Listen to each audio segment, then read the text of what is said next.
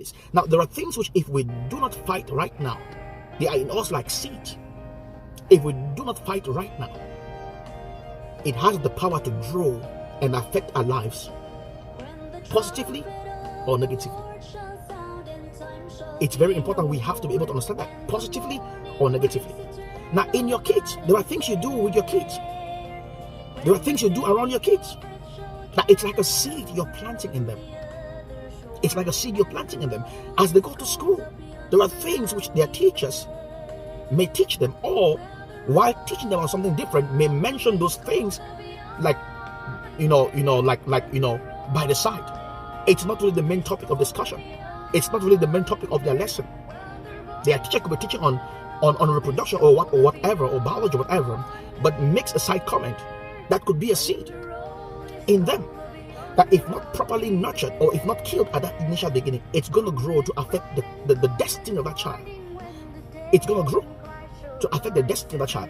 There are so many things which are being done at the level of schools today, in our educational system today, which is a seed.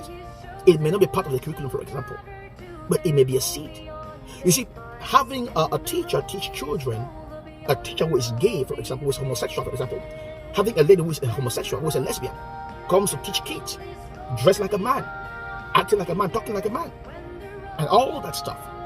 Even if she focuses on what the lesson she's teaching actually in school at that time, even if she focuses on that, but because her appearance communicates something different, hello, it is a seed. Now, the truth is, why she is right there on the board teaching biology class and acting like a man, there are students who, instead of actually listening to what she's saying, they're actually looking at her, thinking different things, the homosexual lifestyle and all that stuff. Now, it can be a seed in them. It can be a seed in those children. And, as they go to school every day, they keep on seeing the same teacher, the same female teacher who is acting like a man, taking on the identity of a man. As they keep on seeing that every day, hello, it has the ability to affect and influence their lives negatively. That is why most people don't understand. But my daughter was good, she was fine, she didn't want to be part of this lifestyle and all that stuff. But I don't know what happened. I don't know what happened, that at the end of the day she became a lesbian. Hello, because of what she was seeing. You see, when Jacob was working with Laban, they made a deal. When Jacob was separated with Abraham, they made a deal. Now, of all the cattle which we have, Jacob said, look, listen, Laban,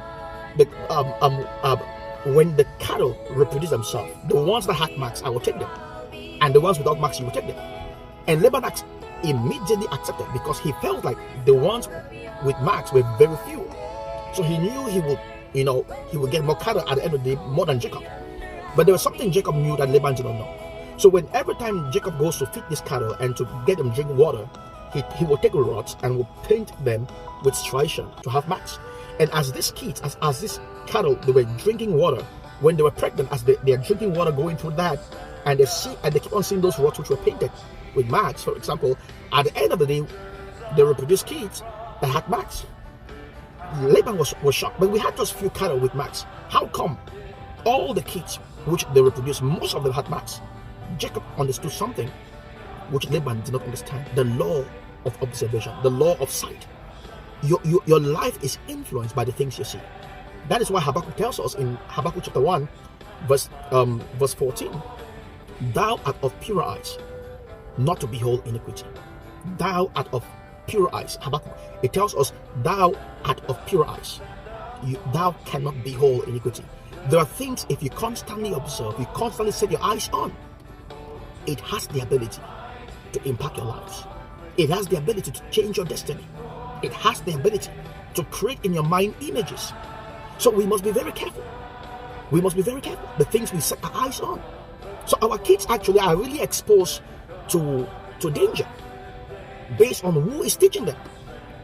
Based on who is teaching them. What they see, it's very important. Even if that teacher is focusing only on the subject matter, but because she is looking differently, what she looks on the outside communicates something. I want to encourage you, be careful with the things you observe. And that is why when your kids go to school and they come back, hello, take time to pray for them. Teach them values. Make them to understand certain things. Don't say, well, when this problem come up, then I'll address it. No. If you wait for the problem in them to come up, first of all, before you address it, then that problem might have matured in them. Address certain things in their lives. You got to be smart as a parent. You have to be smart as a parent. Address certain things in their lives. Let them know certain things. They must teach them values. Let them know the difference between good and right. What is good and what is right. Not, because we're living in a society today that we really don't have absolutes. Well, people look at bad or good relative. Well, if you don't like it, then that's, or if you like it, and all that stuff. No, we gotta be careful. You have to kill that seed in those kids right now before it grows to bear fruit. Before it grows to bear fruit.